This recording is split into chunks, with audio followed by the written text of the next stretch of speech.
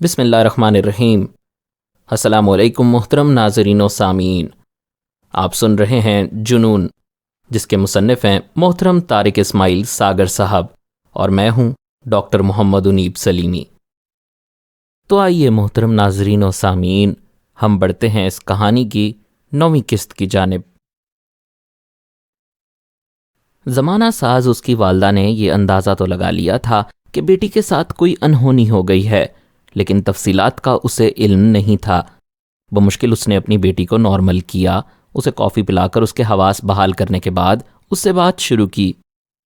شائستہ نے اسے سارا واقعہ بتا دیا، لیکن راشد والا حصہ کہانی سے نکال دیا۔ اس نے اپنی والدہ کو بتایا کہ اگر پولیس موبائل وہاں سے نہ گزرتی تو شاید وہ آج گھر نہ آتی۔ او میری جان، کیوں اکیلے جاتی ہو گھر سے؟ اپنے ڈرائیور اور گارڈ کے ساتھ جایا کرو نا، ماں نے لاڈ سے کہا۔ امی کمال کرتی ہیں آپ، یہاں میں پہلے ہی کنیزوں والی زندگی جی رہی ہوں۔ یہ سارے ملازم اس کے گاؤں کے رہنے والے ہیں، کتوں کی طرح ہر شے کی بو سونگتے پھرتے ہیں۔ اس طرح تو میں شاید زندگی بھر اپنی کسی سہیلی سے نہ مل سکوں، شائستہ نے تلخی سے کہا۔ بات تو تمہاری ٹھیک ہے بیٹی، میں تو اس خوف سے کہہ رہی تھی، اللہ جانے کون تھے وہ حرام خور، کیا چاہتے تھے؟ ماں کی پریشانی برقرار تھی۔ امی کیا چاہتے ہوں گے؟ آپ نہیں جانتی کیا؟ اس شہر میں دن رات ہوتا کیا ہے؟ کس کی زندگی محفوظ ہے یہاں؟ یہ لفنگوں کے گروپ بنے ہوئے ہیں، اغوا برائے تاوان ان کا دھندا ہے، جو آج کل کراچی میں سب سے زیادہ آسان کام ہے۔ شائستہ کے لہجے کی تلخی برقرار تھی۔ ٹھیک کہتی ہو بیٹی، سارا شہر ہی شہر آشوب بنا ہے، لیکن تم یہ واقعہ زرباغ کے علم میں ضرور لانا، اگر اللہ نہ کرے اسے اس کی بھنک بھی پڑ گئی تو وہ… اس نے بات ادھوری چھوڑ دی۔ کیا کرے گا وہ امی؟ کیا کرے گا؟ مار ڈالے گا مجھے؟ یہی کر سکتا ہے نا وہ، مار ڈالے مجھے، اب کسی کی پرواہ نہیں۔ تنگ آ گئی ہوں میں اس کھوکھلی زندگی سے، تنگ آ گئی ہوں میں۔ وہ غصے میں آ گئی تھی۔ بس بیٹا بس، دیواروں کے بھی کان ہوتے ہیں۔ تم جانتی ہو میں نے کن حالات میں یہ فیصلہ کیا تھا؟ جان کے لالے پڑے ہوئے تھے ان دنوں۔ اللہ کا شکر ہے آج ہم باعزت زندگی جینے کے لائق تو ہیں نا، ماں نے بیٹی کو احساس دلایا۔ لیکن امی کس قیمت پر؟ جھنجھلا کر شائستہ نے پوچھا۔ بیٹی تم کسی راجواڑے میں پیدا نہیں ہوئی، میرے خاندان میں صرف تمہاری ماں ایسی عورت تھی جو اپنے آبائی پیشے سے جان چھڑا سکی۔ کیا کریں، ہمارا نصیب، ہمیں سہنا ہی ہے۔ کوئی ڈھنگ کا سودا ہو جائے تو خوش قسمتی ہے بیٹی۔ اپنی دونوں بہنوں کو دیکھ لو، ان کا انجام تمہارے سامنے ہے۔ انہوں نے بھی تمہاری طرح یونیورسٹی تک تعلیم حاصل کی تھی نا، لیکن اپنی ماں کی باتیں نہ ماننے کا نتیجہ بھگت رہی ہیں۔ میں نہیں چاہتی کہ تم بھی ان کی طرح ہمارے پرانے دھندے میں واپس لوٹ جاؤ بیٹی۔ بیٹی چالاکی ہوشیاری سے چلو گی تو سب کچھ مل جائے گا، غصہ نہ کیا کرو۔ یہ غصہ ہمارے لیے نہیں، زرباغ جیسے سرداروں کے لیے مناسب ہے، وہ اس کی قیمت ادا کر سکتے ہیں بیٹی، ہم نہیں۔ اس کی ماں قدرے جذباتی تو ہو رہی تھی، لیکن اس نے اپنی بیٹی کو ان زمینی سچائیوں سے آگاہ کر دیا تھا جو اس کے علم میں تو تھیں، لیکن اس نے ان سے آنکھیں بند کر رکھی تھیں۔ اوکے امی، بس اب اس موضوع کو رہنے دیں، شائستہ نے ہاتھ اٹھا کر کہا۔ بیٹی میری ایک بات یاد رکھنا، اگر اگلی زندگی عزت آبرو سے گزارنی ہے تو صرف دماغ سے سوچنے کی عادت اپنا لو، دل سے کبھی کوئی فیصلہ نہ کرنا۔ ایک ٹھوکر بھی لگ گئی تو ساری زندگی سنبھلنے میں گزر جائے گی۔ بیٹی سیاست میں آؤ، سیاست میں۔ ہماری تمام ہم پیشہ عورتیں بالآخر سیاست کی گود میں ہی پناہ لیتی ہیں۔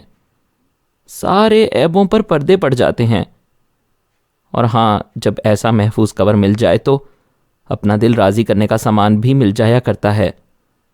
اس نے بات مکمل کرنے کے بعد طوائفوں کے مخصوص انداز میں اپنی بیٹی کی طرف مسکرا کر دیکھا۔ بعد لینا خواستہ شائستہ کو بھی مسکرانا پڑا۔ اب وہ خود کو قدرے نارمل محسوس کر رہی تھی۔ اس کے دل میں رہ رہ کر ایک ہی خیال آ رہا تھا کہ راشد کا کیا بنا؟ خدا جانے اس بے وقوف نے کسی ڈاکٹر سے رجوع کیا یا نہیں۔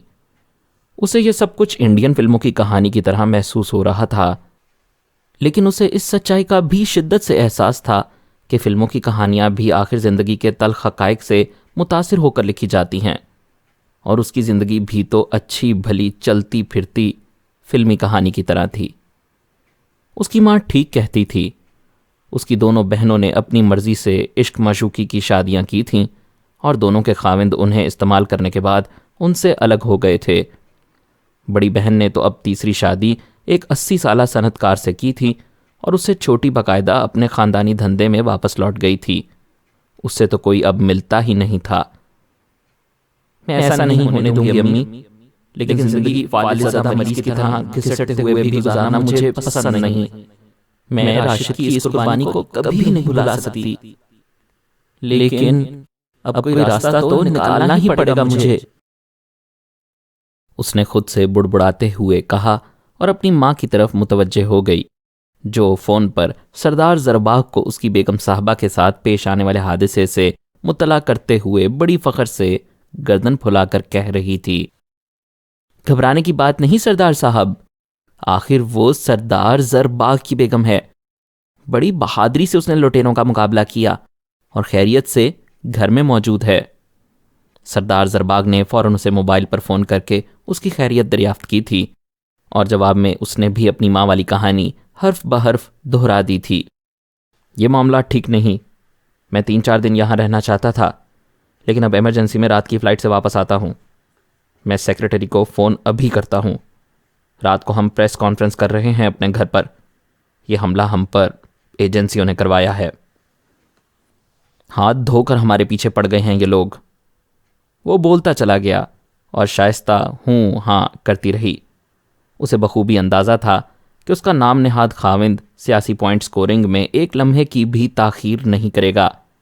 شام کی فلائٹ سے سردار زرباغ کراچی آ گیا، لیکن اس کی آمد سے پہلے شہر کا ہر قابل ذکر پولیس آفیسر اس کی بیگم شائستہ زرباغ سے ملاقات کر کے اسے باجماعت اس بات کا یقین دلا چکے تھے کہ وہ ان لٹیروں کی گرفتاری کے لیے کوئی کسر نہیں اٹھا رکھیں گے۔ شائستہ بیگم نے میڈیا سے ملنے سے البتہ انکار کر دیا تھا۔ یہ زرباغ کی ہدایت تھی۔ اس کے حکم پر ہی میڈیا تک یہ خبر پہنچائی گئی کہ بیگم صاحبہ اس حادثے کے صدمے کی وجہ سے ابھی تک کسی سے ڈھنگ سے بات کرنے کے لائق نہیں، اور شہر کے معروف ڈاکٹر ان کی صحت یابی کے لیے ان کے ساتھ موجود ہیں۔ شائستہ کے لیے یہ کوئی نیا ڈرامہ تو نہیں تھا۔ وہ جانتی تھی اگر اسے لٹیرے اغوا کر کے لے جاتے تو زرباغ کے لیے گویا ترپ چال ہاتھ آ جاتی، اور وہ اس مسئلے پر سیاست زیادہ اور اس کی کم فکر کرتا، کیونکہ شائستہ بیگم تو اسے اس شہر میں دوسری بھی آسانی سے مل جاتی، لیکن ایسا سنہری سیاسی پوائنٹ سکورنگ کا چانس پھر شاید کبھی نہ ملتا۔ اس نے پریس کانفرنس اپنے گھر میں ہی بلائی تھی۔ کئی کنال پر مشتمل اس شاندار قلعہ نما بنگلے کے لان میں ایک کونے پر اس کی آمد سے پہلے مخصوص صحافیوں کو پرتکلف کھانا اور لفافوں سے نوازا جا چکا تھا۔ یہی وجہ ہے کہ جب اس نے اپنی بیوی کو اغوا کرنے کی کوشش والے اس خوفناک حادثے کو بڑھا چڑھا کر بیان کیا تو کسی نے اس سے تنقیدی سوال نہیں کیا، بلکہ سوال کرنے کا انداز ایسا ہوتا تھا جیسے سوالی کو پہلے سے یقین ہے کہ سردار صاحب سچ بول رہے ہیں۔ پریس کانفرنس کے خاتمے پر اس نے اپنے حلقہ خاص کے 5-10 لوگوں کو روک لیا تھا جو اسے کامیاب پریس کانفرنس پر اس طرح مبارکباد دے رہے تھے جیسے زنخوں کے گھرانے میں طویل مدت کے بعد کسی لڑکے نے جنم لیا ہو۔ اس کے خصوصی مہمانوں کی تواضع ولایتی شراب سے کی گئی، جس کے بعد بلوچی کھانوں کا دور چلا اور آدھی رات کو وہ سب بے سدھ اپنے گھروں کو سدھارے۔ اگلے روز شام کی فلائٹ سے کراچی کا کامیاب دورہ کرنے کے بعد سردار زرباغ کوئٹہ روانہ ہو گیا، جہاں اسے اگلے روز اپنی بیوی کے مبینہ اغوا کے خلاف ہونے والی ایک احتجاجی مظاہرے کی قیادت کرنی تھی اور پریس کلب کے باہر دھرنا بھی دینا تھا۔ اگلے روز حسن اسے ملنے آ گیا۔ دونوں کی ملاقات حسن کے ماموں کے گھر میں ہی ہوئی تھی۔ ارسلان اسے دیکھ کر قدرے مطمئن ہو گیا تھا۔ حسن نے اسے بعد کے تمام حالات بلا کم و کاست سنا دیے تھے اور یہ بھی بتا دیا تھا کہ اس کی گمشدگی ایجنسیوں کے کھاتے میں پڑ چکی ہے، جس کا سیدھا مطلب یہی تھا کہ اب اس کے گھر کے دروازے اس پر بند ہیں۔ جیسے ہی اس نے اپنے گھر والوں تک رسائی حاصل کرنے کی کوشش کی، اس کا شمار اگلے ہی روز شہیدوں میں ہو جائے گا، اور ارسلان اب بھی شہید ہونا نہیں چاہتا تھا۔ کیا کروں یار، کچھ سمجھ ہی نہیں آتا۔ اللہ جانے میرا دماغ کب خراب ہوا جو میں ان ظالموں کے شکنجے میں جکڑا گیا۔ ارسلان نے کف افسوس ملتے ہوئے کہا۔ ارسلان، سانپ گزرنے کے بعد لکیر پیٹنا بیکار ہے. تم جانتے ہو میں نے ایک مخلص دوست کی طرح تمہیں تب بھی یہی مشورہ دیا تھا کہ اس کھیل کا حصہ نہ بنو، کیونکہ میں ان لوگوں کی اصلیت جانتا ہوں. میرے والد پولیس آفیسر ہیں، ساری زندگی انہوں نے اسپیشل برانچ میں گزاری ہے. وہ ان لوگوں کی رگ رگ کو سمجھتے ہیں. انہوں نے مجھے ان سے متعلق ایسی ایسی کہانیاں سنائی ہیں کہ اللہ کی پناہ. لیکن یہ کہانیاں آپ کے والد صاحب نے صرف آپ ہی کو کیوں سنائی ہیں؟ یہ ابھی تک میڈیا تک کیوں نہیں آئیں؟ ارسلان نے پوچھا. کیوں نہیں آئیں؟ آئی ہیں میرے دوست، آئی ہیں. لیکن جب کسی قوم کا برا وقت آئے تو اس کا دماغ معوف ہو جاتا ہے، وہ جھوٹ سچ کی تمیز کھو دیتی ہے. بدقسمتی سے ہمارے ہاں میڈیا میں کچھ ایسے غیر ملکی ایجنسیوں کے خریدے ہوئے غلام صحافیوں کے لبادے میں چھپے ہوئے ہیں، جن کے نزدیک زندگی کا مقصد صرف اور صرف دولت کمانا اور عیاشی کرنا ہے. یہی وہ لوگ ہیں جو ان ظالموں کی ڈھال بنے ہوئے ہیں. تم نے دیکھا نہیں، جب کبھی کسی چینل پر اس حوالے سے کوئی مباحثہ ہو، پروگرام کا اینکر پہلے سے ایک مخصوص ذہن بنا کر بیٹھتا ہے. وہ جان بوجھ کر پروگرام کو اس انداز سے آگے بڑھاتا ہے کہ سچا جھوٹا اور جھوٹا سچا دکھائی دے. کل بھی ایک پروگرام میں سردار جمالی نے اینکر کو ڈانٹتے ہوئے پروگرام کا بائیکاٹ کر دیا تھا، کیونکہ وہ انہیں اپنا نقطہ نظر بیان کرنے کا موقع ہی نہیں دے رہا تھا. جب بھی وہ کبھی حب الوطنی کی بات کرتے، دہشت گردوں کے غیر ملکی روابط کی بات کرتے، فوراً پروگرام میں وقفہ آ جاتا اور وقفے کے بعد پھر الزام لگانے والوں کو مائک دے دیا جاتا. حسن نے اسے میڈیا کے بکاؤ ایجنٹوں کا مکمل طریقہ واردات سمجھایا تو ارسلان کی آنکھیں واقعی کھل گئیں. بات تو تمہاری ٹھیک ہے یار، ہم بھی بھیڑ چال میں ان کے ساتھی بن جاتے ہیں تاکہ ہمیں قوم کا وفادار سمجھا جائے، قوم کا غدار نہ سمجھا جائے. ارسلان نے کہا. نہیں ارسلان، یہ ہماری غلط فہمی ہے. قوم کا وفادار کبھی ملک کا غدار نہیں ہوتا. خیر، یہ بحث مباحثے کا وقت نہیں. اگر تمہیں حقیقت کا علم ہو ہی گیا ہے تو اس وقت سب سے اہم کام ہے تمہاری جان کی حفاظت، جس کے بعد ہی ہم کوئی اگلا لاہ عمل طے کریں گے. حسن نے اس کو سمجھایا. تم بالکل صحیح کہہ رہے ہو یار، لیکن کیا؟ میرا مطلب ہے میرے والدین. ارسلان، ہوش کے ناخن لو. ان حالات میں ان سے رابطہ نہ صرف تمہاری بلکہ ان کے لیے بھی موت کا پروانہ بن سکتا ہے. میرے دوست، ابھی کچھ عرصہ صبر کرو. تیل دیکھو، تیل کی دھار دیکھو. مناسب وقت آنے پر ہی مناسب بات اچھی لگتی ہے. حسن نے کہا. مجھے تو نہیں لگتا کہ ان موذیوں کے مقابلے میں مجھے کہیں سے بھی مدد ملے. ارسلان نے اپنی تشویش ظاہر کی. ارسلان، اللہ کی رحمت سے نا امید ہونا کفر ہے. سب سے مشکل ہوتا ہے کوئی اچھا فیصلہ کرنا. اب تم پر سچ ظاہر ہو ہی گیا ہے. اگر تم نے فیصلہ کر ہی لیا ہے کہ سچ کا ساتھ دو گے تو یہ امید رکھنا کہ تم کبھی اکیلے نہیں رہو گے. حسن نے اسے حوصلہ دیا. حسن یار، کہنے اور کرنے میں بہت فرق ہے. زمینی سچائیوں کو نظر انداز کرنا بھی تو احمقانہ بات ہے نا. ارسلان ابھی تک اپنے مستقبل سے مایوس تھا. دیکھو ارسلان، میں تمہارا دوست ہوں، ہر اچھے فیصلے میں تمہارے ساتھ کھڑا ہوں. میں نے تمہیں سردار زرباہ کی اس دہشت گرد تنظیم میں داخلے سے روکا تھا. اب تم سب کچھ خود اپنی آنکھوں سے دیکھ چکے ہو، خود اس کا حصہ بن چکے ہو. میرے دماغ میں ایک ترکیب ہے، اگر تم میری بات کا غلط مطلب نہ لو تو میں تمہیں اس سے آگاہ کر دوں. حسن نے بالآخر اس کے دل کی بات کہہ دی. حسن، میں جانتا ہوں تم ایک اچھے اور ایماندار دوست ہو. اگر تم چاہتے تو میری مدد سے انکار کر سکتے تھے، لیکن یہ تمہاری اعلیٰ ظرفی ہے. پلیز میری رہنمائی کرو. ارسلان نے اس سے درخواست کے لہجے میں کہا. ٹھیک ہے ارسلان، تو سنو. میرے خیال سے تمہاری حفاظت کا ذمہ صرف ایجنسی والے ہی لے سکتے ہیں. میں یہ بات اس لیے کہہ رہا ہوں کہ میرے والد صاحب کا ان سے کام کے سلسلے میں ملنا جلنا رہتا ہے. ایک کرنل صاحب ہمارے بہت اچھے فیملی فرینڈ ہیں، ان سے اکثر تبادلہ خیال کرتا رہتا ہوں. میرے خیال سے وہ ہمارے کام آ سکتے ہیں. حسن نے اس کی آنکھوں میں جھانکتے ہوئے اپنی بات مکمل کی. یار حسن، دیکھ لینا کہیں. نہیں ارسلان، تم جانتے ہو میں بھی بلوچ ہوں. جو زبان دوں گا پوری کروں گا، اور مجھ سے کبھی بے وفائی کی امید نہ رکھنا. اس نے ارسلان کی بات کاٹ کر کہا. ارسلان نے اس کی طرف دیکھا تو اسے حسن کی آنکھوں میں سچائی دکھائی دی، اور دوسرے ہی لمحے اس نے جذباتی انداز میں حسن کا ہاتھ پکڑ لیا. حسن میرے دوست، میں یہ تیرا احسان زندگی بھر نہیں بھولوں گا. ارسلان خاصا جذباتی ہو رہا تھا۔ ٹھیک ہے، میں ابھی انکل سے بات کرتا ہوں، شاید اس وقت یہاں سے فون مل جائے، تم جانتے ہو نا کلات میں عموماً فون کا مسئلہ رہتا ہے۔